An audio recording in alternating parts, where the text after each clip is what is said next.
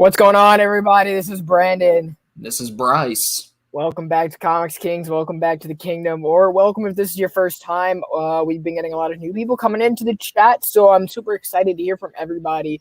Let us know your feedback. Let us know what you are reading. Well, as always, hit that thumbs up, subscribe to the channel, and yeah, this is the weekly wrap-up show where we go live every Friday night at 8 p.m. Eastern time to talk about all of the books we read, recap, review them, and just have fun talking about comics. Very laid-back show. This is also very unexpected because sometimes we have creators on, sometimes we don't. Never know. Who knows? You gotta watch to find out. Exactly. That's the best thing about this show is you never know what to expect from either of us. You never know. Maybe Bryce likes a book that he didn't like the previous issue. Maybe Bryce is reading something new. Bryce, do you read books? You read books, right? I guess so. Yeah. I don't know what's coming, but how you doing, my friend? How you doing? Doing all right, man. Excited to talk about some of the books this week. We had some bangers this week. Oh, yeah. There's a lot of lore to kind of get into. I love how this backdrop fits. I love it. I'm sorry. I love the way this backdrop works. It's perfect. It is perfect. As always, you guys, if you are in the live chat, feel free to ask us a question. Let us know what you're reading. Even if it's not comic book related, let's just have fun. Like Sebastian, who read Fit to Be Read here is reading iRobot. There you go. To check that out. There you go. And Sebastian read Moon Knight and Child Magneto, which we will be diving into both. Sheena read Beta Ray Bill, which is a phenomenal series. I cannot wait to cover that. I cannot wait to cover that on Archives, which is a new show that we're going to be launching as soon as we freaking record it. Yeah, Travis won't have his books, even though he's on my Marvel Unlimited. That's no excuse, and you know that, Travis. I can't wait for them to release like a collected Beta Ray Bill. Right. I want it to be in the same format that Wonder Woman Dead Earth was, because I feel like that just fits. I feel like some of this like oversized, like those double splashes would just do it justice. It would really do justice to get that kind of oversized format. Fit is halfway through God Country. But Michael, man, when you find it, pick that up because the second half is where it gets real, man. Like the first half is good, but the second half cements it as like probably one of my favorite pieces of fiction of all time. Right. I love like kind of the surrealness of God Country. By the way, if you guys have not read God Country and you know who wrote it, it's Donny Cates, art by Jeff Shaw. They have been collabing for years now. It's the crossover and Guardians team. Come on. Right. And read it. It is an essential read. It is probably one of the best Image books out there. It's one of those classic tales. And you don't need Donny Cates to continue to promote it because everyone else who has read God Country. It's like a nod, right? Yeah, like it's good. And the best thing about it too is it's so self-contained. It's only 6 issues. Right. So anybody can read it at any time, pretty much. Right.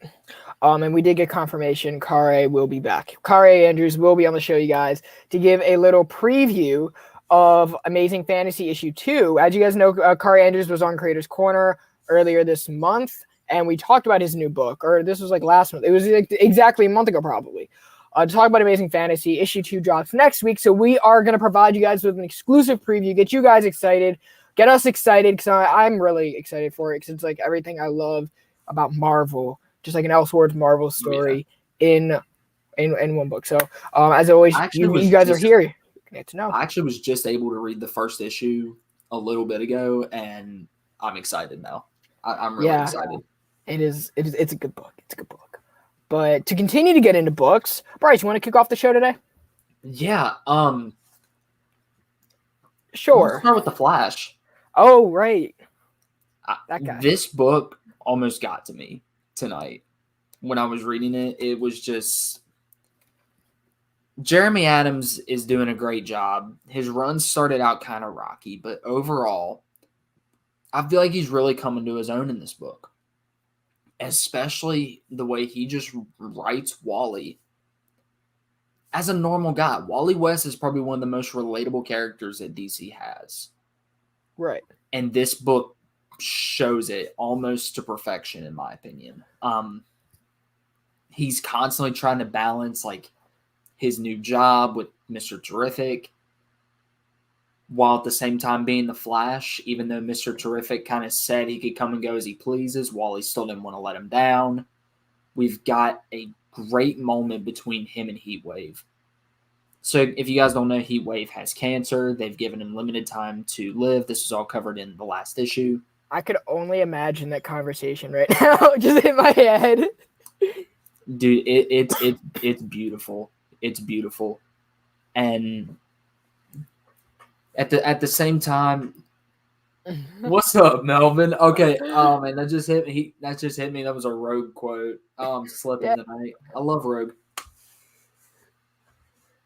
Overrated, but okay. But I don't. This book honestly affected me the most out of what I've read so far. It left me kind of speechless, and it might be my favorite book that I've read this week so far. That's crazy, man. Yeah, the art by Will Conrad and Alex Sinclair, like that is an artistic team that I hope will be the regular for this book. Even I if don't know, it's been a little jumbled. Where is Barry and all this? I know that they're kind of doing stuff with Impulse. They're doing stuff with Barry. Barry, I think, is in the Infinite Frontier book right now. They've gotten him back to his multiversal role duties that were established in the Infinite Frontier Zero one shot. Right, because he was just running on a treadmill in the previous Infinite Frontier issue for like 2 seconds, but it was like, oh, that's what he's doing. Maybe, I don't know. You hit the nail on the head when we talk about them not being able, like not knowing what to do with two Flashes. Yeah, which is weird. Right now, they're focusing on Wally. But where's Barry? Right. That's like my whole thing right now with that is like, I'm all here for Wally attention because we have not gotten Wally love since Jeff Johns took over the Flash. I will debate that with anyone. I don't care. But for years now, it's been like the Barry Allen show, right? With the Josh Williamson run. Now that we're kind of getting more respect for Wally, it's where's Barry? What's he doing? He's supposed to be what was set up in the Infinite Frontier one-shot, which I don't forget about. I don't forget about these one-shots because they should say, because I was addressing their timeline, okay? Yeah. He was supposed to be in the Speed Force and kind of navigating that. So I would love to know more about what Barry's doing. I'm all here for the Wally tender, but it's like, I can't help but think, okay, in this arc, we've brought back the Flash family in a sense. Yeah. But I don't know how much they're doing with. I don't know if that's like they have plans editorially. Because if Joshua Williamson says, "Hey, I want to do something with the Flash," DC's going to say, "Do whatever the hell you want." Exactly. Like Joshua Williamson at this moment in DC pretty much owns the Flash. Oh yeah, he's written. It is by far, and you can say what you want about his team writing, but his Flash writing was so introspective. It did so much for Barry Allen. Yeah.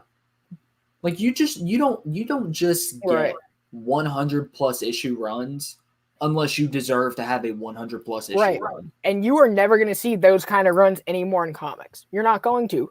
The way that they're doing the contracts, the way that they're doing everything, you're not going to see it anymore. So that's probably the last time you are going to get a solid run out of DC Comics. Not in the big. I was going to say not in the big two. Not in the big two. You know, I wouldn't even be surprised if we don't see like another ongoing like a Invincible or Saga, another 54 issue span. You know, right now you have Deadly Class that's still running, Wiccan and the Divine. You still have Oblivion Song is getting ready to end. And I believe there's one other image. Birthright just ended, which was Joshua Williamson book. It was about 52 issues. Someone will correct me in the chat, but Gideon Falls, which was one of Image's 27 issues books for a while, was 27 issues.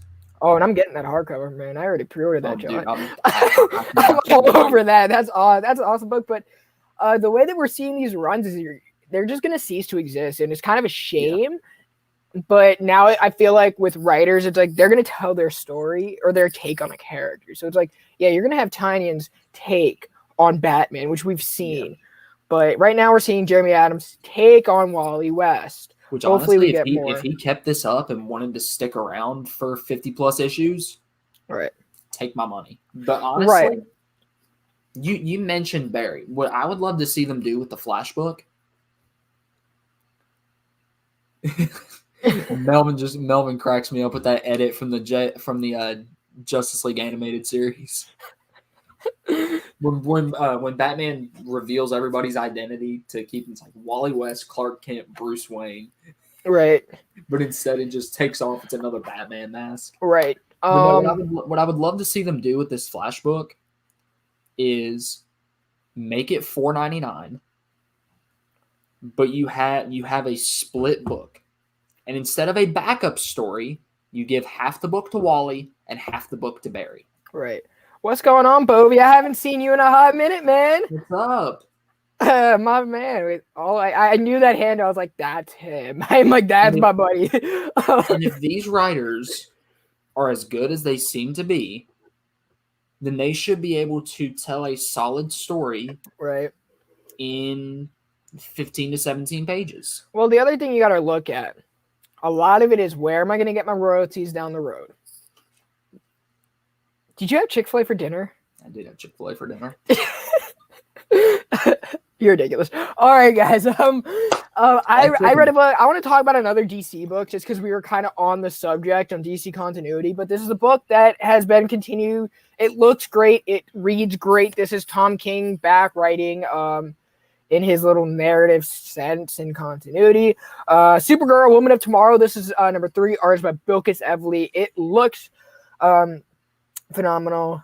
Did we talk about DC ruining Tim Drake last week? You can go and check out last week's episode. I don't think it's ruining. Yeah, I don't think they ruined the character. I just think they changed I'm gonna say it, a small detail. Right. I don't think. Here's the thing, right? Here, for a lot of people, and this is like kind of the gray area when it comes to sexuality and how people perceive it. People make it a political thing when it doesn't have to be, right? Exactly. When I'm a political major, okay? So this is cover of a freaking political major, y'all. So don't come at me. Can or not, I don't really care. But people make stuff way too political when at the end of the day, it's the person's choice, right? If Tim Drake is bisexual, that doesn't change the core qualities of why we like Tim Drake in the first place.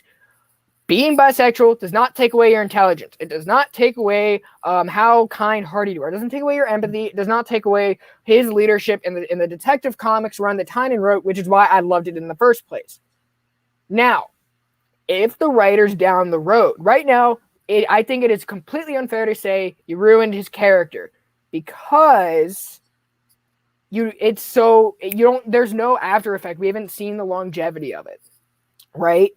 A lot of times, comics today get lost down the road just because they cannot run its course. Okay? Yeah. If this runs its course, then yeah, it would be a great move. If they turn his sexuality into a drive for sales, into a drive for and change his core qualities, right? So Tim Drake in the 90s should still be the same Tim Drake he is today. Yeah. Characters grow, characters change. So is it possible for somebody to realize or not realize, but find themselves at a different point in life? Yes. It's almost like, okay, I think that I want to be a lawyer all my life, blah, blah, blah. I grow up and I realize that's not what my heart is. That's not what I want to do. Right. Tim Drake was known for many years to be straight, to be attracted to females. You never know who is gonna attract to you. It is very possible for that to happen. I'm not saying, because it has. I personally know somebody, right? And I think a lot of us can say that. So to say that they ruined his character, we don't know yet. Yeah. And something else too, like these are oh yeah, the Black Canary issue was fantastic, by the way. not to just kind of like, but these are superheroes we're talking about. Superheroes oftentimes are defined by their motivations, their merit, and the content of their character. Right. And history teacher here said it was totally sexuality in general in superhero comics is kind of unnecessary in my opinion. Right. So I can definitely see where you're coming from there. But at the same time, I don't know. Like you said, we'll have to see what happens. Right. And if they make it to where Tim is defined by his bisexuality, then they will have ruined the character by doing that. Right. To me, I just see it as something else to add to his lore. And like I said, right, you can't really judge someone based off their sexuality. But I don't want to speak on it more. Like, I don't want to downplay it. I don't want to downplay sexuality. Like, oh, it's not a big deal, because for a lot of people, it is a big deal. For a lot of people, that experience of coming out is very important, and it's a struggle, right? So saying it doesn't matter does that a disservice. It isn't really because I don't know what it's like to come out, and I know you don't either, Rez, but there are other people that do. So I don't want to say sexuality, it doesn't mean anything, because it does. But to me, it shouldn't be a political thing of, does it ruin the character or does it not ruin the character? Because we don't know yet. But to see the full extent of the conversation, check out last week's episode, weekly wrap up, because we have to talk about some Supergirl, which they are out hunting Krem. And they go on to this alien planet, and the guy's a jackass. He's kind of like he reminds me of like that one poker judge. It's like a complete dick to everyone. But he ends up bombing Supergirl, and the person she is with, I forget her name right now. Love Melvin's Dark Knight reference down there. That's right. Didn't mean to cut you off there, but I had to. Yeah, no. Go ahead if you wanna cut me off. Go for it. Fellow League of Collectors member, Melvin Comics. There you go. Make sure you guys join the league if you are interested in that. But anyway, Supergirl goes off, and they have not found Krem, but they found a lot of dead bodies. So there's like kind of their adventures on this alien planet, seeing the layouts of Bill Custodes and the world building, that like the combo between her and Tom, building this world and building like kind of this race, and how like they're playing their role with Krem and his like kind of hiding. It's like, where's Waldo? But where's Krem? So we can kill him. And it's great, because you also get to see the maturity of Supergirl, considering that she is 21. She's our age, essentially. Yeah. So it's just great to see her kind of being that leader for this young girl who lost her folks, and they're out for kind of a closure. I don't want to say revenge, but more closure. Because I don't think going forward, once they find Krem, I don't think they're going to kill him. I don't. I think it's going to be like Avatar: The Last Airbender, when Zuko and Azula fought. That's really what I think it is going to be at the end of it all. But yeah, Azula kind of had her own issues in that. Yeah, Azula's a piece of shit, but she was a badass. But that was a great book. I highly recommend you guys jumping on that book, because Tom King is a great writer. And if you don't like what DC's doing with the Watchmen universe, I get it. If you didn't like King's Batman, well, I loved it. I'm not reading Batman and Catwoman because I don't know what Massive Phantasm really does. I didn't watch it, so obviously I'm not going to read Batman and Catwoman until the trade, where I can really digest it better. And then you're going to watch Mask of the Phantasm. Yeah, and I'm going to watch Mask of the Phantasm right before. So it gives me time. It gives me more time to procrastinate. But yeah, this is a book where Tom King fans can get more Tom King work. So that is great. And Tom King's writing is exquisite. So read it. I'm probably going to end up picking this up when they inevitably release a deluxe hardcover, like they will for Strange Adventures as well, which is right. And that I'm also trade waiting, because it's just going to read better that way with the change in the art. Yeah. I feel like, because it's so constant in the book, I feel like I'm going to trade. It's going to read so much better in trade. And usually anything Tom King and Mitch Gerard, I'm like, trade wait. Trade. Usually I do pick it up, like Mr. Miracle. I have all the issues, and I have the paperback and the hardcover. I don't know why, but oh yeah, like I've got the big hardcover over there. I'm excited to the purple one to finally check it out. Yeah, it was great. I recommend reading Mr. Miracle. It's something that I would give to everyone who like reads, you know. Yeah. Like if someone said, "Hey, I'm on a new book to read," I will recommend Mr. Miracle, just because of how much it speaks to the world, or how much it can speak to a person. Yeah, and everyone's probably waiting for the deluxe edition. It's gonna happen. It's gonna happen. The way DC has been printing their books, it's been the deluxe, and it's been the deluxe hardcover, and then the hardcover, and then the trade.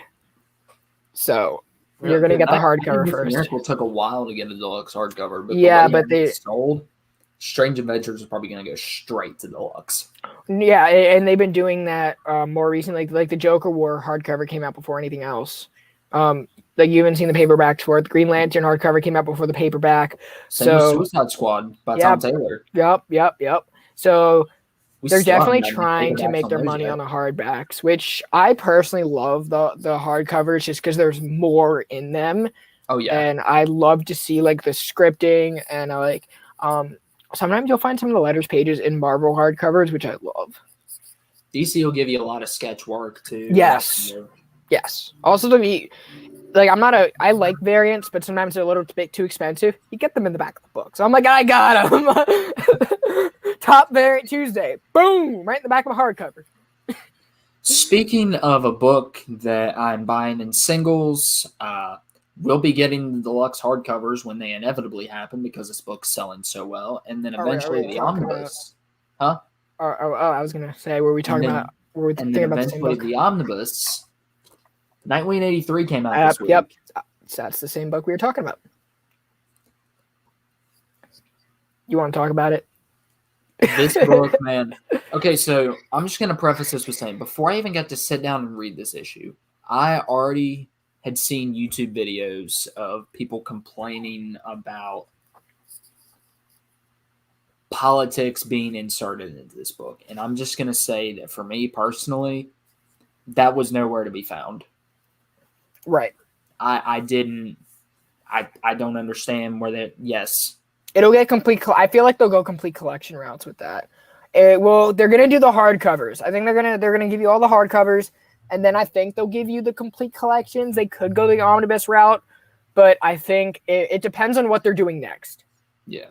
It depends on what they're doing next. If they're doing if they are going about the Jason Aaron, where they're going to dive into Elektra now, right? Just like they dove into Jane Foster, then you're going to get the complete collections because it'll read more cohesively. And then we'll get the omnibus in like 5 years. Yeah. Because Jason Aaron's getting an omnibus for his Thor like early next year, I think. They just want you to read Jason Aaron's work that was actually decent. Yeah. Because whatever I'm going to hop back on Avengers. I'm going to tune back into it after this arc after World War She-Hulk, but I don't know. And anyway, since we're talking about Jason Aaron, this is where I plug his Doctor Strange run because it's the best. That is a near perfect book, and I don't care what anybody says. His Doctor Strange is the best Doctor Strange we've had of this of kind of the past 20 years, and that's going against Wade, who's a great writer, just not a good. I mean, the other miniseries, but still hard to compete. Yeah, I don't know. Like miniseries for me. See, here's the thing about Doctor Strange. He always accidentally gets miniseries. Like they're ongoing, but they accidentally turn into miniseries, because they put writers on the book that don't have anything to say about Doctor Strange. Doctor Strange is a character that only a certain type of writer can portray. You know, there's a lot of stuff you can do with the character. It's because he's so powerful but not important enough. He should only be allowed for writers that want to say something. He's a great crossover character because he can do it. Like he's always in Spider-Man now because he's not in anything else. He's always in he's in Strange Academy, which is a great book. Thor. He was in Thor recently. Yeah, and Donny Cates, it's funny because Donny Cates uses the same costume that when he was on the run, what's his name? Gabriel Walta did. Yeah. But when Doctor Strange is in any other book, it's his newer costume, which I think is hilarious. I'm like, editorial needs to get their shit together with that. But like in Kingdom Black, I'm looking forward to trade weighting Defenders and seeing what Al Ewing does. Oh yeah, Defenders. That Defenders is a great read. So I feel like Doctor Strange writers should only write. They have something to say, not like when Marvel's like, here you go, do something with this guy. Yeah, and it's just exhausting because when a Doctor Strange book is done well, you get a great book. That's why, like a lot of times, the Scarlet Witch is done very well because she's used sparingly. Scarlet Witch it's impossible to use Scarlet Witch after House of M. Even that's why because she's been so hated by the Marvel Universe or by like Marvel Comics, right? Like how she's portrayed in the movies, not the way it's in the comics. We don't know that's going to be the status quo for a lot of these characters. But when it's that drastic, right? It's like, oh, in one, she's an Avenger. She's great. She's probably not after like WandaVision. There's a little bit of controversy, but she's still viewed as an Avenger. Here, it's like, she's the menace. She's untouchable. We don't like her. She's the demon. She is 10 times worse than Mephisto, Doctor Doom put together. So I'm like, can we fix that? And like, oh, she's dead. Yeah. I'm like, okay. So with that seamless transition, we're going to wait on Nightwing. Let's dive into Trial of Magneto. Oh, yeah. That was a weird seamless transition. That was weird. Okay, yeah. Trial of Magneto, written by Leah Williams, art by Lucas Werneck? Longneck? Where's his neck? I don't know. No neck Ed? I mean... But, all right. So, we all know... Right at the end of what was it? It wasn't Sword. It was X Factor, right? The only X Factor book most of y'all picked up. Let's be honest. I still didn't. I looked in the back at my shop to see who died. What is wrong with you? But yeah. So reading the run. Why would I pick up the last? Okay, issue? this is like half an X Factor book. Like half this book is an X Factor book because X Factor is responsible for people dying. So. We're dealing with that, and we're kind of investigating. So Dakin, North Star, where everyone is investigating what's going on with Wanda. So as that's going on, you have the X-Men team and X-Force kind of overshadowing it, and we eventually learn that Magneto is allegedly behind it, right? And then the debate comes up: is what do we do with her? What do we do with Wanda? Because technically she's a mutant. But we can't resurrect her as a mutant because of what she did in House of M. Yeah. And Charles Xavier even said, like, there is limited backup information on her. Right. So it's not like they can really restore anything. Like, we saw her in the Empire crossover on Genosha, or was left of Genosha, but that's still like not enough for them to really do anything. So there's that whole debate, and then there's the debate of did Magneto actually do it? Because at the end of the book, we saw Magneto kind of going through this whole psychedelic mess when Quicksilver shows up. Polaris is trying to kill him, which go Polaris. You guys know how I feel about Polaris. So that whole confrontation really put Magneto into a weird kind of spin. Which he is genuinely grieving throughout the entirety of this issue. So you can see the grief that he is feeling in all these rash actions. Because Magneto is not just one, even when he's mad, he's not just one to fly off the handle. Right. He's not. Even when he's being maniacal, he's calm, he's calculated, he's cold. But you can see the grief getting to him. Right. And that was kind of the whole basis of this book, was what is like kind of healthy grieving. I always thought that was like kind of the underlying topic. So I don't know if it's Magneto or if it's Scarlet Witch controlling Magneto to kill herself. That's my theory. But I personally don't think it was Magneto at all. No. Just because, okay, one, it is not out of character for Magneto to kill. It is out of character for him to hide the fact that he killed. Right. Then there's the whole idea of what about the 3 laws of Krakoa? He worked so hard to build this mutant nation, which is, in a way, what he's wanted all along. So why would he go out of his way to break one of the laws that he helped establish? Right. Like, Magneto's just too selfish for all that. Right. But yeah, there have been a lot of theories. The art in this was phenomenal. We've seen Lucas Werneck draw like here and there, but what he did in this issue was fantastic, going all out. I don't think this book is really going to pay off until the last issue because they want you to guess. But I love the way Leah wrote in this book. But let's switch gears because we do have a guest here tonight. Kaare Andrews is going to be talking about the next issue of Amazing Fantasy, which is out next week. Kaare, how are you doing, my friend? And welcome back to the show. Hey, thanks for having me. Sorry, I wasn't sure if I could make it, but we got it worked out. So I'm glad you could make it. Kaare, nice to meet you, man. Hey, man, how's it going? So If you guys have not seen Creators Corner, I highly recommend you guys go back and rewatch that interview because that gives you all you need to know about Amazing Fantasy. We know what happened at the first issue. Kaare, for those who are not reading this book, why should they go back and buy issue 1? Not because you wrote it, but why? Well, it's the very first story to ever feature Teenage Spider-Man, World War II Captain America, and Spy School Black Widow, all from different timelines, all converging in one place at one time, in one island of amazing fantasy. There we go. That's the pitch. I mean, these are the heroes. These are the versions of heroes when you first, or at least when I first hear Spider-Man, I think of that teenage guy. When I first hear Captain America, I think of him fighting Nazis in World War II.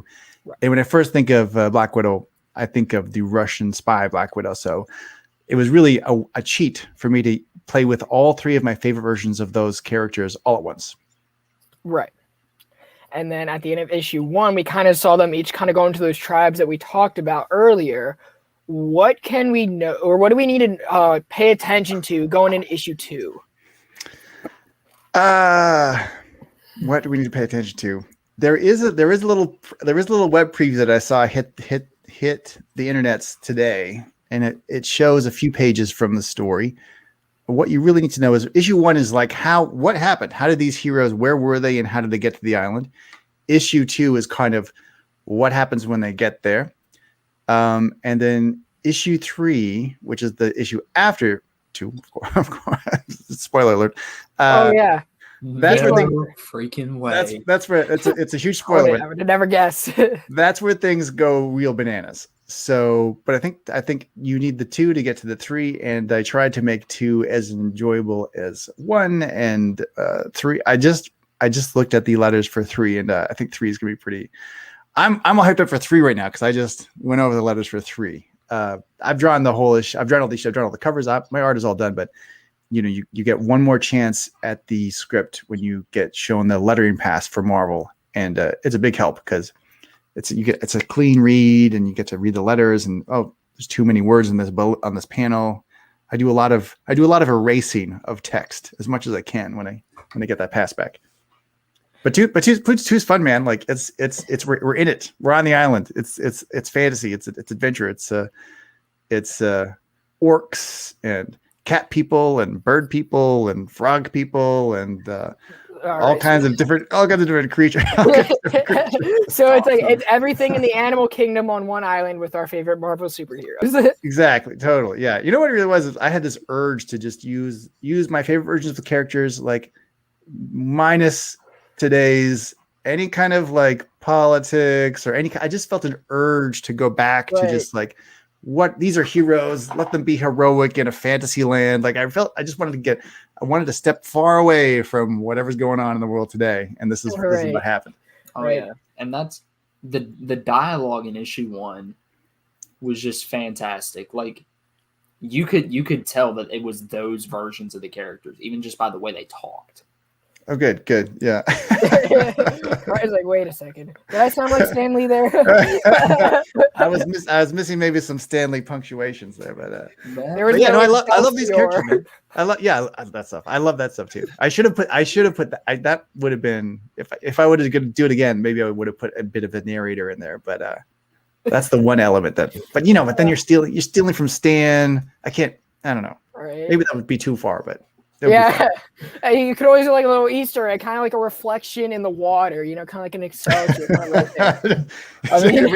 Every page is a Stan Lee hidden in the Where's Waldo.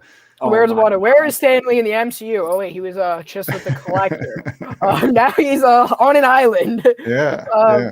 But yeah, man, issue 1 was fantastic. I was completely blown away. But issue 2, I'm excited to kind of see. I love the kind of shift in the art that you've been able to do. That has been my favorite. It's very easy to distinguish, right? Which makes it easier to read of where we are in the story. Yeah, that's what I really wanted to do. I mean, issue 2 is really just in the Amazing Fantasy, so there's no art shifts in 2, but issue 1, I really wanted to do a series where I could shift art styles because it's always like when you're doing these things, you have to.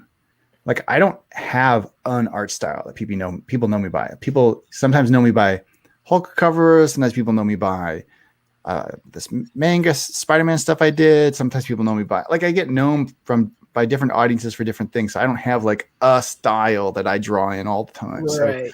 So it's actually not for marketing as a comic book creator. It's not recommended because you want to own a look and then sell the look and market the look and there's the look. But I just can't. I just get bored. So the opposite. I just embraced the multi look and multi look and from even the variants to my own covers. I thought it would be really fun to do like my own variants in different styles for every issue, but have the main covers all be kind of a very Frazetta-esque, fantasy-esque Marvel superheroes, like 1 to 5s. Like you can get all 5; they're in the same kind of style, story style. But then the variants are all in different. Like Marvel just released the variant for number 5, which I don't know if you've seen it yet, but there was a role-playing, a Marvel superheroes role-playing game when I was a kid that was like totally I was addicted to, and kind of did an homage to that specific. It's a deep cut. The specific TSR Marvel superheroes role-playing game in the 80s that I used to be obsessed about. That's amazing. It's a deep cut. There you go. I'm sure Stephanie was like, yeah, I did that for Dive when I did a D&D kind of variant. But yeah, dude, that's awesome. What else do we need to know? Which characters do we have to look forward to? Is there going to be like another shift that we saw in issue 1 at the end, like a little plot twist? What do we need to know about the island that we're on? Or the only way to find out is to read the book. So there you go, buy number 2, and it will lead you into number 3, which is so far my favorite of the. just as I read it, I was like, finally I can try to make this script work. We will need to have you back for issue 3 because you were just all hype about that. You were just hype about that, man. Yeah. So yeah, it's like this is like if I was gonna be hit by a car tomorrow, this would be the book that would be like just I think here you go. I'd be okay with that. I'd be okay with like I went out on this one, like that's it. Issue 3. Yeah. And what's great about this series is it's a breath of fresh air. Like you said, there's no politics involved. There's like now something we were just speaking about today, especially we were talking about that on the show, how kind of comics can be a little bit too politicized. We were going to go back and talk about Nightwing, and then kind of with the whole Tim Drake stuff, everything getting a little bit too political, and then even in Trial Magneto. But that's definitely great that readers have kind of like that classic feel with just like a little escape. And what you said. Yeah. I mean, politics has just infected every part of our lives to a way which I've never experienced before, and it just is making it all horrible. So the further you can push away from the politics and just again embrace these heroes doing heroic things and just a make-believe fantasy land. For me, that's like okay, I'll take it. I actually felt I was kind of floating a little bit when I was reading the first issue, which isn't something you experience a whole lot anymore. Where it's so just fun and lighthearted, right? But at the same time has the themes of modern comics. Oh, I love it. That's great. Take a picture next time. I'd love to. Maybe you were. Take a picture. So hold the phone up, Bryce. Just kind of like levitate on the bed a little bit. I need to know. It almost felt like because I was watching What If the other day and I was like, this feels like the same kind of format, like the same kind of feel, like in the transitions and like kind of like how just fun it is. I think that's the best word. It's just fun. So is it out? I haven't seen it yet. Is it out? Yeah, first 2 episodes are out. The first one was like, what if Sharon Carter became Captain America? And the second one was, what if T'Challa was Star-Lord? Like, what if Yondu? Those are both.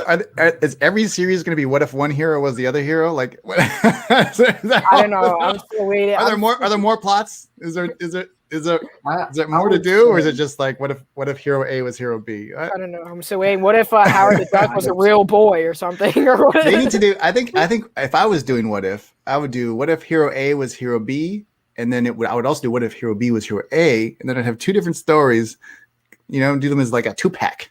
Do a 2-pack. Right. What if Spider-Man was the Hulk? What if the Hulk was Spider-Man? And then that'd be fun. A raging Spider-Man kind of like flying through the city, or like I would love to see them do something with Spider-Man, but I don't think they are in What If. I don't think we saw him in any of the trailers. I don't know. We saw the Watcher, so I'm like they must have. That means that we have some risk as a Fantastic Four character technically. I'm obsessed right now with this idea of Spider-Man with the Hulk with the powers of Spider-Man. I have not seen that yet in Marvel Comics. No. I'm going to do it. You've heard it here first. What if Bruce Banner was hit by the gamma explosion while being bitten by a radioactive spider at the same time? Gamma rage-filled Hulk behemoth flying on ropes through Manhattan. That's like that Web of Spider-Man 97 cover that Alex Saviuk did or something. What was it? Like the Spider Hulk. Yeah, the Spider Hulk. That was like I don't know this. I don't know this. Yeah, I know Alex Saviuk did like a cover of it, but I don't think that was actually ever a story. But that would be dope. I would love to see Hulk just his webs would be like radioactive too, and sure, man, but green. Or maybe purple. Spider-Man will be Doctor Strange. We did see Doctor Strange a bunch in the trailer, which with What If being like very multiversal, that's the one I'm excited for. Whichever one has Doctor Strange. I'm currently doing Doctor Strange the Death of Doctor Strange covers, so I know all the secrets, and I'm going to tell you them all after you've read them in the comic book when they're out. And you'll already I can't say. Yeah, be going for a second. Are the What Ifs good? The first one was good. The second one was decent. It left me with the thing I don't like about the thing that I liked about the Chip Zdarsky What If, like the Spider-Man Spider Shadow, was it began and it had multiple issues, so you can tell the story, build this world, and dive into all these characters. What I can't stand about the classic What If stories is who cares? At the end of the day, it's like, who cares? Like, what if this happens?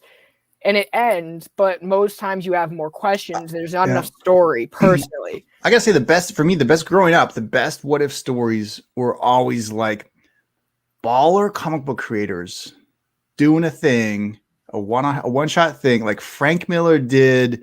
What if Daredevil was an agent of S.H.I.E.L.D., I believe. Yes. And that was prime Frank Miller in his prime, just messing around for a one-shot. I think we've had like those, like you need like top talent to do like a What If to make it something, like you want you don't just want to like what if this plot happened, or what if this character became this other character. You need a what if whoever that guy is or girl is, that person, put them on that book that makes it important. And just like you want like I don't know who, what if I don't know. You know what I'm saying? Like you want the top talent to just go out on like a one shot. Was what if Silver Surfer took over the Infinity Gauntlet? I think that one was my favorite. Yeah. Which was a good one. It's one of the later ones, but it was fantastic. I enjoyed it. I remember there was I think there was a what if Punisher had killed the Spider-Man, which that one was just ridiculous. I was like, I could see it happening, but there was one, I think it was like, what if Spider-Man became the Punisher or something? Yeah. Which that is definitely an interesting concept. I wonder what the lesson was there. I'd have to read it. I don't know. With great power comes great guns. I don't know. It's kind of like a premature Cable saying, Great power comes great punishment. That actually sounds kind of sick. The X-Men Legends covers that Curry's doing is insane. They just released a bunch of. They just yesterday over the previews. I just did this 90s style X-Men cover. I mean, the 90s were when I was the height of my fandom before breaking in, and I did this. Larry Hama wrote this issue of X-Men Legends. They didn't send me the script or the story or anything, but I just know of it. And I did the cover, and I just embraced my 90s and embraced Todd McFarlane, embraced Rob Liefeld, embraced Jim Lee, and just tried to do my version of living in that era, like pretending I was in a working comic book artist alongside those crazy people. And then you went to Image, right?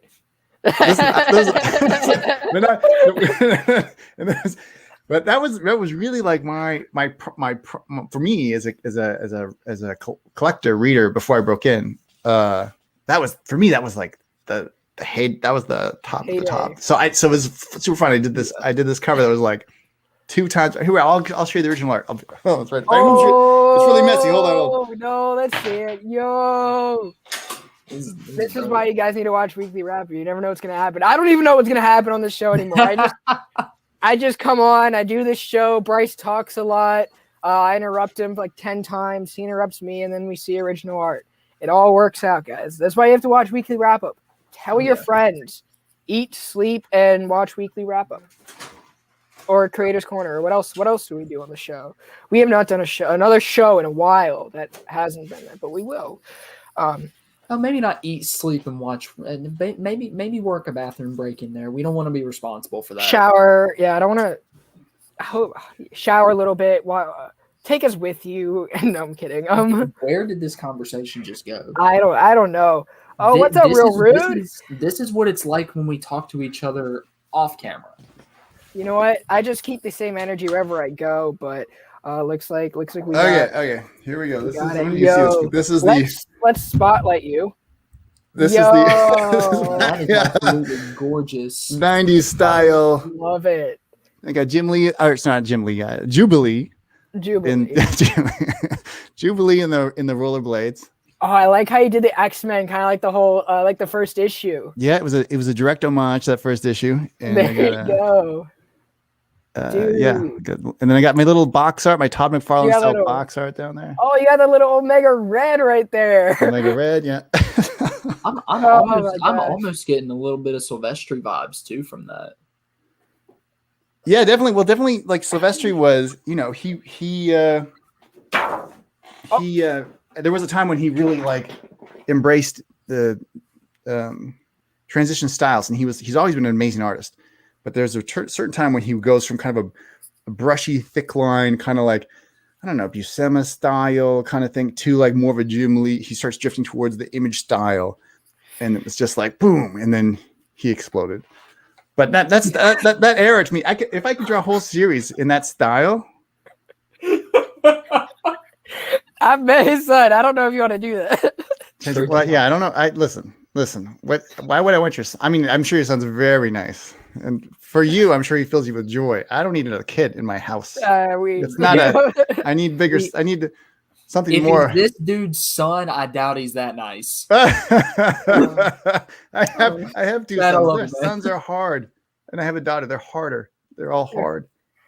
But I love them. Dude, that is story. If you have kids, make sure you're ready. I don't think that's the case. I think the lesson in life is just have them.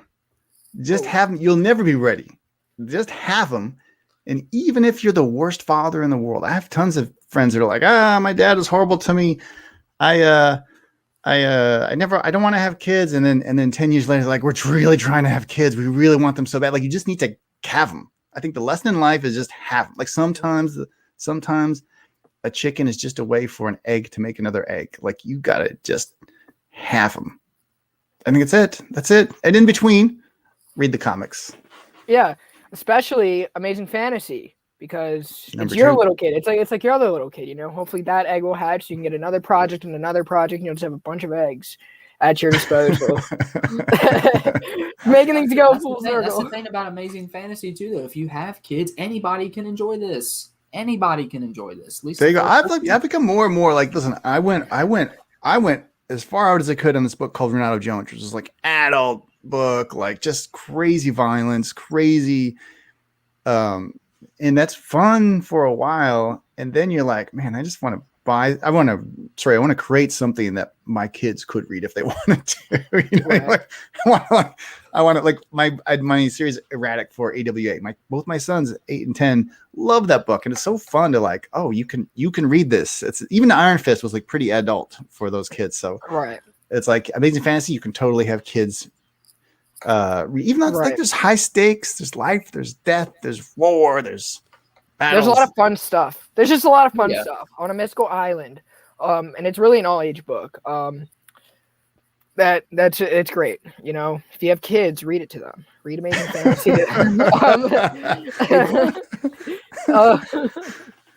It's almost like and I make this comparison as a 2000s kid. I grew up with this show. Me and Brandon were talking about it a little bit a second ago. Avatar: The Last Airbender. Oh, hey, my kids just got into Airbender. They just finished Airbender. They just are going through Korra.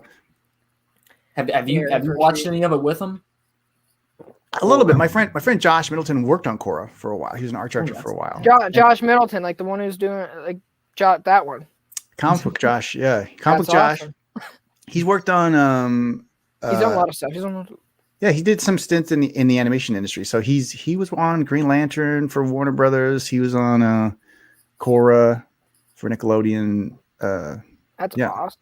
But he's back full comics, because really comics is like, animation is fun and you get paid well and there's lots of benefits, but you become a cog in a greater machine. And comics is this one little weird industry where you can shine. Like, it allows each individual writer, each individual artist to just do their thing. And what's fun about comics is the more signature you make your work, the more people embrace you. Whereas in most industries where it's a video game or animation, you need to become a cog in a larger machine, because it's not your vision. It's not your art. You're part of a process. And comics, like, I can't think of one other art form besides maybe fine art painting or just an artless novel writing, where, you know, maybe kids books. It's close. Kids books and comic books. I think that's the one industry where both writers and artists can be individuals and just do signature things with characters that you love, and maybe they're new characters, maybe they're ones that have been around forever. It's a very unique industry. And that's why I think it's survived and it's going to keep going. Right. 100%. Like, certain stories could only work like they do in comics too. Yeah. Right. And if you try to translate it to something else, the story doesn't get its full effect, and it's not what it could be, what it should be. Well, I also love, my favorite things are when comics do things that, say, TV and movies can't do. Like the way you can build in sound effects into the panels, or the way you tell your stories panel to panel, or just like visual tricks that just don't like, I love the things that don't translate. Like, there's a lot of that works in comics that does translate. You can translate to comics and film, but it's just the things that don't translate are the things that I really like in comics. A one-page full page spread that doesn't translate to comics and film and TV. Maybe you could go super slow motion and kind of like have the camera float across a frozen image, but it doesn't mean the same thing. Like in comics, you take that splash page and it's just like, oh, that's a punctuation in comics. You can't do that anywhere else. I love it. Right. Yeah. And they're absolutely mesmerizing too. That's the thing. You're right. Those things can't really translate to film and TV as much and be as captivating. Yeah, totally. I love that stuff. Love that stuff. All right, guys. Well, I should get going. I got to get back to the family, but thanks for letting me. There you go. In. Thank you for coming on and plugging your book. You are more than welcome to come on anytime you want. And have a good rest of your night, man. Perfect. Yeah, look up for Amazing Fantasy #2. Boom, stores this Wednesday, I think. Yes, this Wednesday. Look for in the catalog now. Both covers of my covers for Amazing Fantasy #5, X-Men Legends, which we saw a lot of. There you go, all man. Right. Again, thanks for having me, guys. Yeah, thanks no for problem. On, Take care, man. All right. All right, guys, that was Kaare Andrews talking about Amazing Fantasy. I see a lot of new people coming in, like Alexander. We were just talking about that. We were also kind of just talking about what if, having some fun with Kaare, and we got Tito in here, which Nightwing was actually going to be right now. We were going to dive into it. So if you guys are new, catch the replay to that. Just rewind a few minutes, and you will get all you need to know about Amazing Fantasy coming out this Wednesday. Okay, so you can't find that anywhere else. Can't find the preview anywhere else, but here, which is great, which is very unique to us, and we are very thankful to be providing you guys with 100% original content. There you go. All right, let's dive into Nightwing. Bryce, I know you wanted to talk about this book. Yeah. So again, this run's been phenomenal. Tom Taylor and Bruno Redondo are basically DC Comics' dream team right now. Between this and their recent Suicide Squad run, they're doing some special stuff. So we open up Dick Grayson talking to his newfound sister, Melinda Zuko, and they're being hunted by Blockbuster. Well, Nightwing is being hunted by Blockbuster. Well, he broke into to one of the mayor's assistants' house. Into the mayor's house. Melinda is the mayor at this point. Yeah, broke into her house, and so of course Blockbuster's watching, so he's there. The two of them kind of have a battle. They kind of duke it out for a little bit. Right. Definitely a setup for things to come later in the run. You know, as much as Tom Taylor is teasing Heartless right now, Blockbuster is, of course, the big bad at the moment. Blockbuster is one of his OG villains in Bloodhaven. Yeah. Which, if not his biggest villain. It is his biggest villain, which I love how little. Now, Tom Taylor, it's very, very subtle in this book. If you guys have read Nightwing in the 90s, I don't think many people have. If you did, props to you. You should. I highly recommend it. It's one of my favorite reads as a Nightwing fan.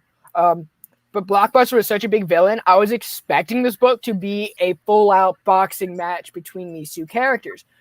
Tom Taylor, to your point, makes Heartless out to be this bigger person. So he's going to end up being a bigger villain than Blockbuster in the long run of this book. Because this fight was so brief. And as a writer, that's perfect. That's okay, this is his biggest villain, but we're not going to get to that because there's something bigger. There's a bigger fish to fry in this story. Which if you know your Nightwing history, that's just whoa, which is great for this character because it's great for new readers. It is great for new Nightwing fans, which there have been an outpouring support for Nightwing being back to his roots, being back in Bloodhaven. So I loved it for that reason. At the same time, too, though, something it reminded me of. Heartless, to me, was almost do you remember in the early issues of Chip Zdarsky's Daredevil when he introduced Cole North as kind of an antagonist to Daredevil? Right. But it ended up still going towards Kingpin and Bullseye and more classic villains. Right. I could maybe see not Heartless go full reformed and switch sides like Cole North did. I mean, it's not out of the realm of possibility, but yet that we know of. We don't know what's going on with this character. But I do kind of think where this is the early stages in the run. A lot of writers like to create new characters, new villains in the beginning stages of the run to get people invested, and then once they are invested, then you'll start seeing more classic villains. Right. And I love one thing about this that is fantastic. It's Bruno Redondo's layouts, the way that he's able to draw Nightwing in the air, doing his acrobatic stuff. These layouts are very basic. They're very basic layouts, but Bruno Redondo has a way to make them feel almost like popping out of the page. It's something you open up and there's Dick Grayson just swinging through it. It's great.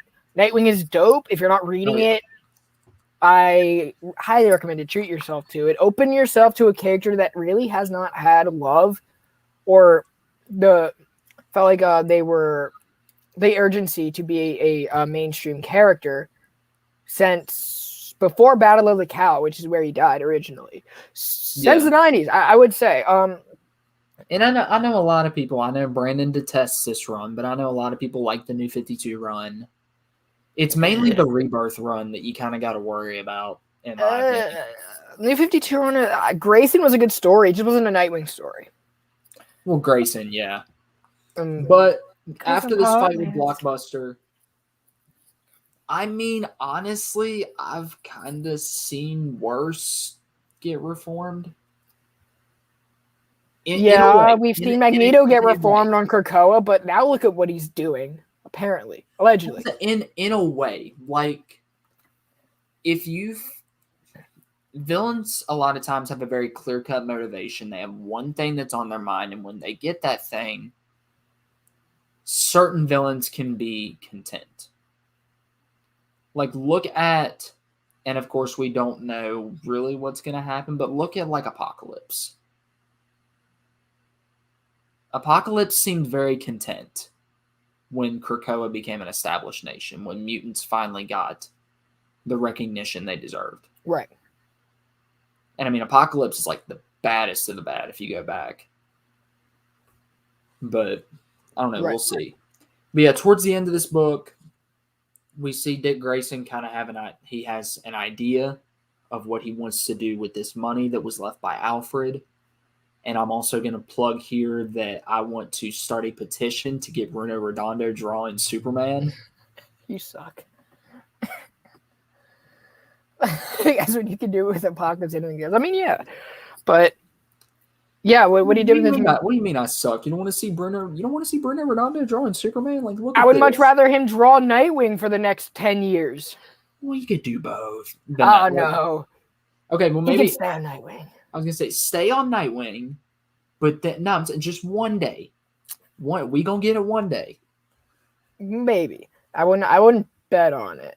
But who knows? Maybe he might do an issue Superboy or super whatever. He is super teenager, super I hit puberty in another dimension. Yeah, super I hit puberty in another dimension. Kal-El. But yeah, so we see John. We see Dick's idea is to start this philanthropic foundation in Alfred's honor to basically help rebuild Bloodhaven. Right. Also, we get a great moment between Dick and Babs, everyone's favorite Bat power couple. And if it's not her and Jason Todd. I don't care what you say. It's not. Todd. No. But yeah, that was a great moment. It was great. This book has just been fantastic. Nightwing is dope, and you hear it from everyone. Oh, yeah. You hear it from everyone. I'm sorry, people who don't. Yeah, I mean, there's no other words to say than go pick up Nightwing because it's dope and it's just a fresh take. There's so much positive energy in this book that you just have to read it. It's just a must read. Great thing about this issue, that means the story just ended. The trade will be coming out soon. You can buy that and then jump right into Fear State with everybody else. Right. We were kind of. I don't want to touch too much on the X books today. Marauders. It was a little bit frustrating today just because there's a guest artist that did not know what they were doing. It's by Jerry Dugan. The art was by Ivan Bilorly. But basically, Banshee gets attacked, or the medicine in Ireland gets attacked, and Banshee's fighting and calls the Marauders. So we're dealing with that. Nothing more, nothing less. And then X-Corps, number 4 by Tini Howard and someone named Fauci. Well, this is actually the best issue. This issue was actually better than Marauders. This is the best issue that was there, just because you're getting a lot of lore with Penance.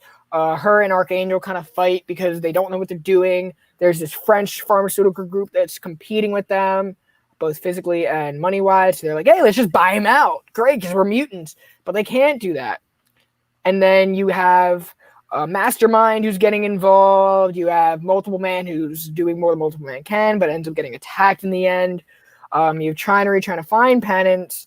And everything was dope in it. And it was a much cleaner read, I guess, because it had nothing to do with really the boring part of X-Corps. It was more like, oh, here's the drama of what's going on in a business.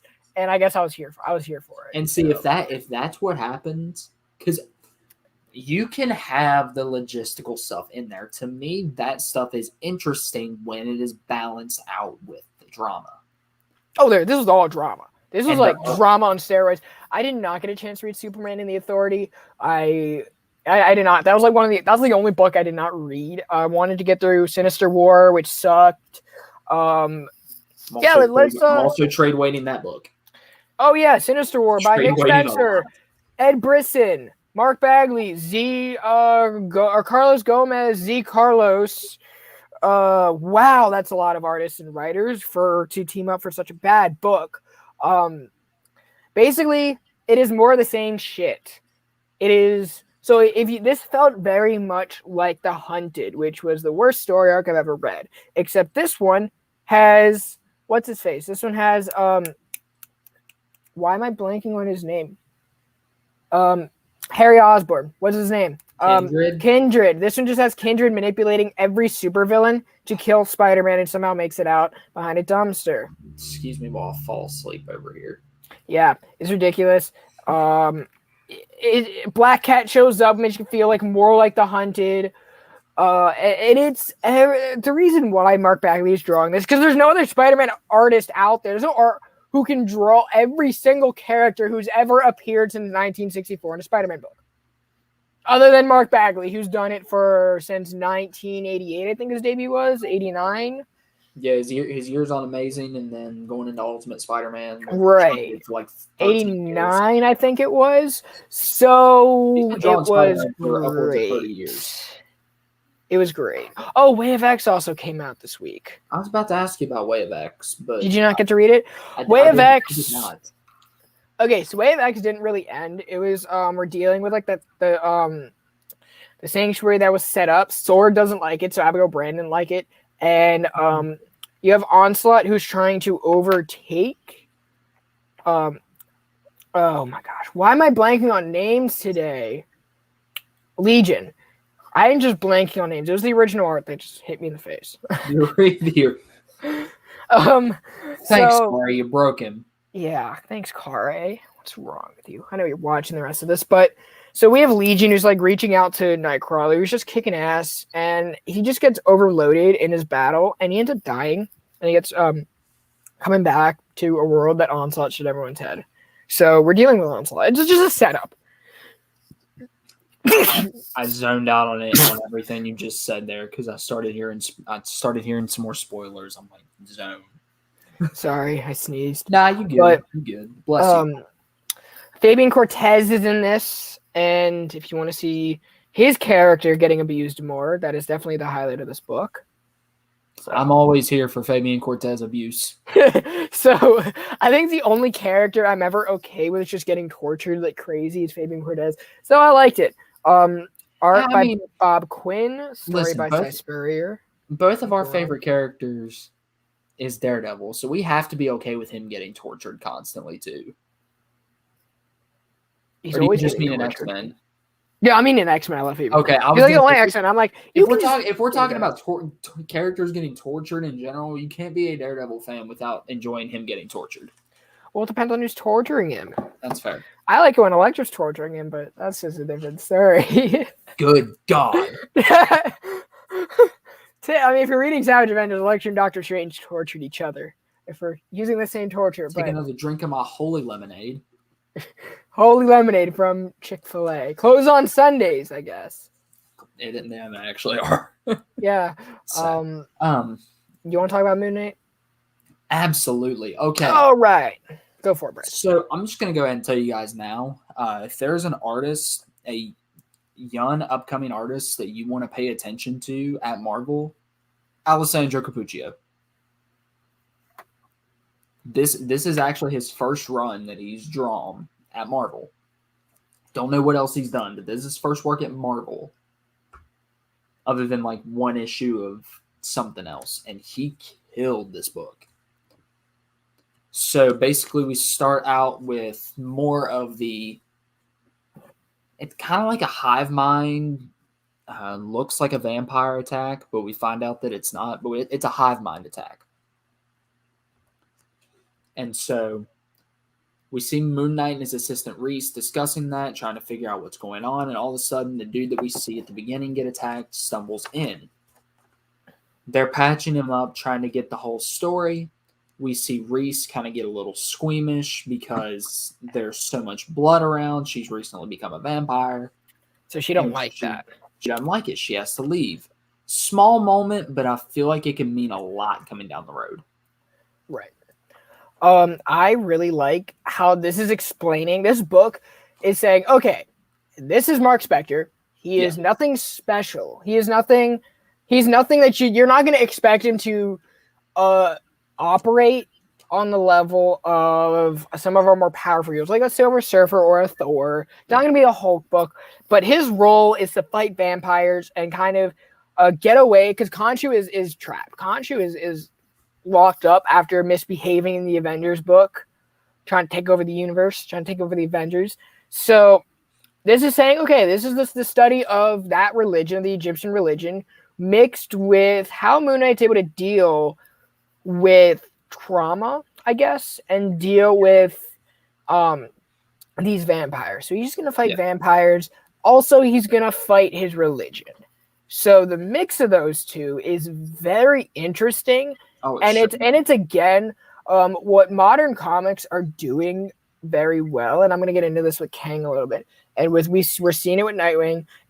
We've seen it with Daredevil. It's inviting new readers to where it's almost restating the origin, like in issue 1 of Moon Knight did, but it's also giving you kind of a new perspective that older fans can kind of relate to if you didn't read the original run with like Bushmaster and where they really established the religion and Khonshu's role and how Mark Spector got brought back. We're going to elevate this story. We're going to give you a new avenue, but we're also going to tie it back and almost retell the origin, but not throw you back there. Which, in my opinion, every relaunch of a series should be new reader friendly, unless it's something like Jason Aaron's Thor that got relaunched multiple times. That was just for story development. Yeah. Unless it's a continuing story, every new series that launched should be new reader friendly, in my opinion, because you never know who's going to pick it up. Right. And I think Deb McKay did a great job with that sort of viewpoint and that sort of idea. Right. And Moon Knight is one of the more new reader friendly, right? Yeah. If you are looking to hop on, at this point, after the first 2 issues, I would say if I were to recommend a Moon Knight run to start, I would not say Jeff Lemire. I would not say Warren Ellis. I would say this one. I don't know. I don't know how if it'll be better. I don't know if it'll be better in the long run. But I also love Greg Smallwood's art. So, but this is definitely more user friendly, I would say. Than that. Going back to this issue a little bit, we see him fight kind of the root of the hive mind. We see him discover pretty quickly who was going on and that the whole, like, who was behind it all and that the whole thing was pretty much a ruse. Right. And we find out that this dude has a special way of getting in people's heads. I won't spoil it, but he has a special way of getting in people's heads. And so Moon Knight decides, all right, I'm going to let you get in my head, see if you can handle it. Right. Another book that I do want to take a quick time to talk about, because his character really has not had a lot of origin to it. It's been like misconstrued throughout the years and retold, and there's never really been a singular wavelength. This book kind of combines everything. This is Kang, issue number 1 by a few people. Let me, this is what I don't about the credits. It's by Jackson Lansing, Colin Kelly are the writers, and Carlos Magno, who's doing the art. Mango. Okay, Mango. So this is Frank. This is not Franklin Richards. This is Nathaniel Richards, who is in the future, kind of like in what we would know today is the future, mostly because you can just tell by the design. This book is very art reliant, and it's very foreshadowing. So you're gonna see like a lot of like short texts, and it's Nathaniel activates Dr. Doom in the future, like a Doom bot. So he's like, I basically did this, and I have a whole library. But Kang shows up, and we learn that okay, this is Kang. Like this is what Kang is as the Conqueror. This is where he started. So this is where time gets a little bit wonky. So we're in the future, right? But Kang travels. So Kang is a time traveler. So it's future to us. I'm gonna confuse the fuck out of you, but I don't care.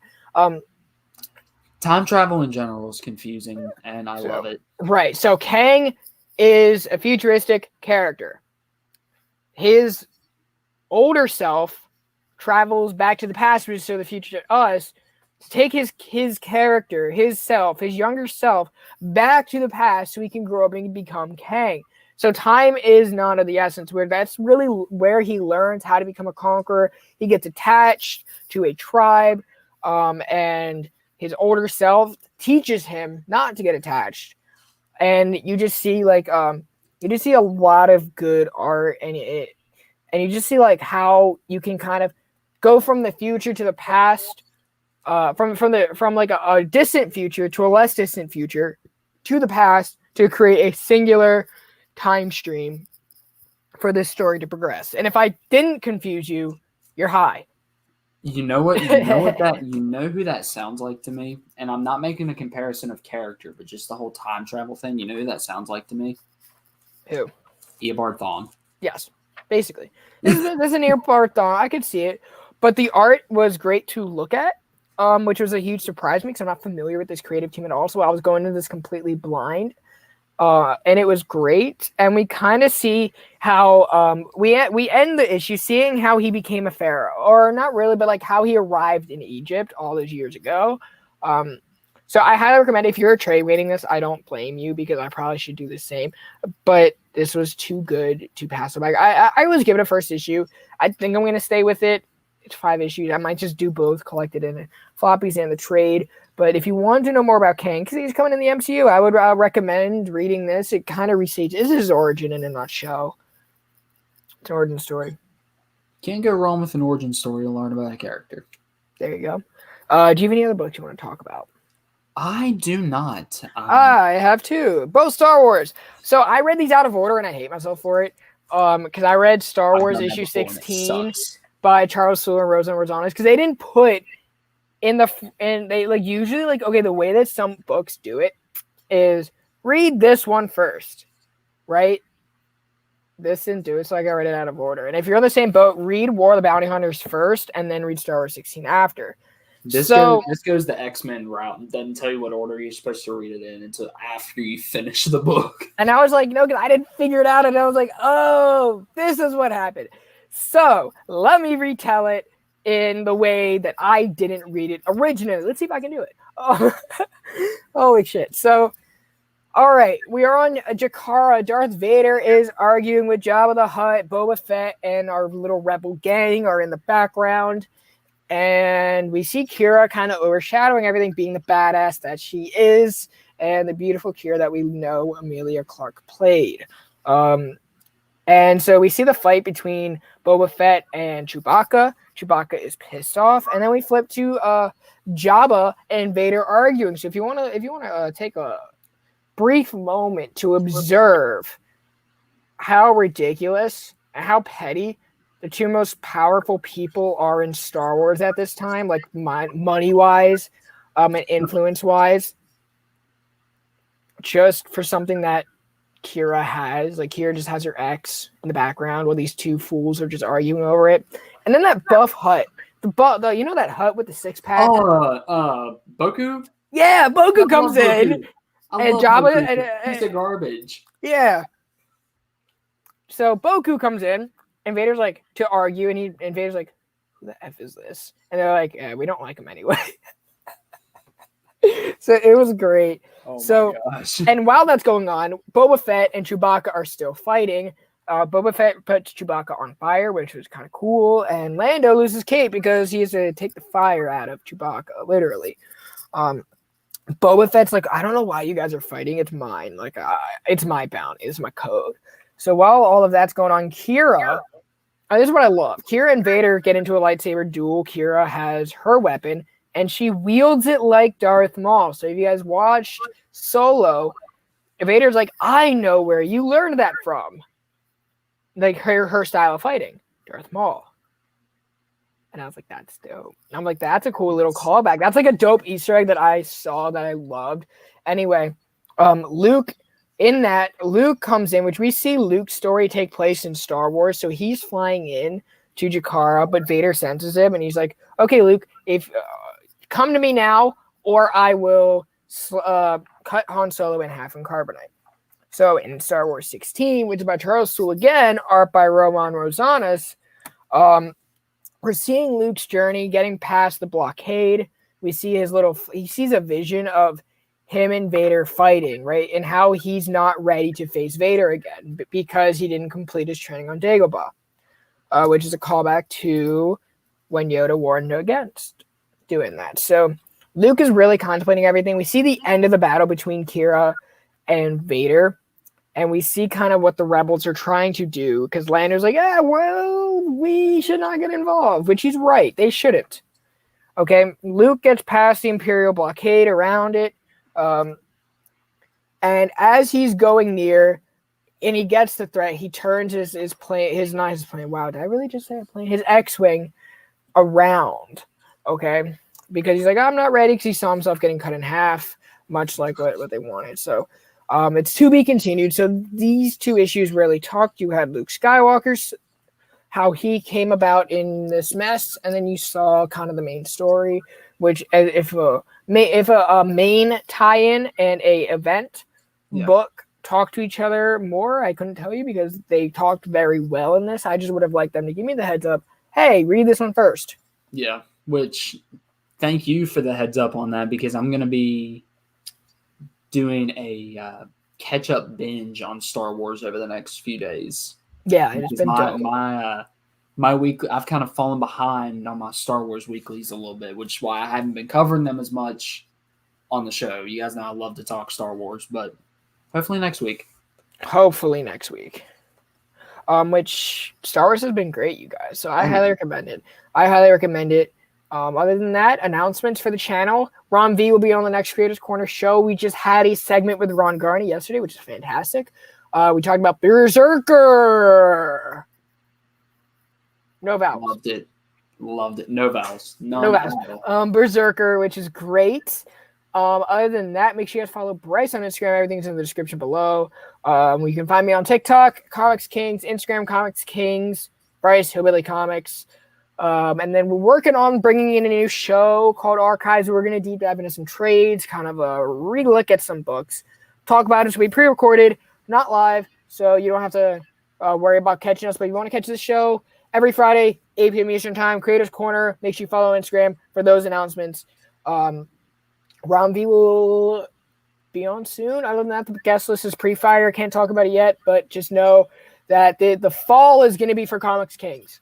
And I'm so excited. Okay. I'm so excited for this. And I thank you guys for your continued support. Yeah, you guys are going to want to stay tuned. It's going to be a blast the next upcoming months. Also, the fact that we have creators on this show out of the blue, just like, hey, you want to come on the show? Like, yeah. Can't find this anywhere else, you guys. Cannot find this anywhere. This is the only show where we review books and give you guys a look at what creators are doing or have them talk about it. Yeah, it's definitely exciting. Only place. So make sure you guys tell your friends about ComixKings. Or don't. Long as you're All right, you guys. Take care. Have a good one and read your comics. Have a good one, guys. See you guys next time.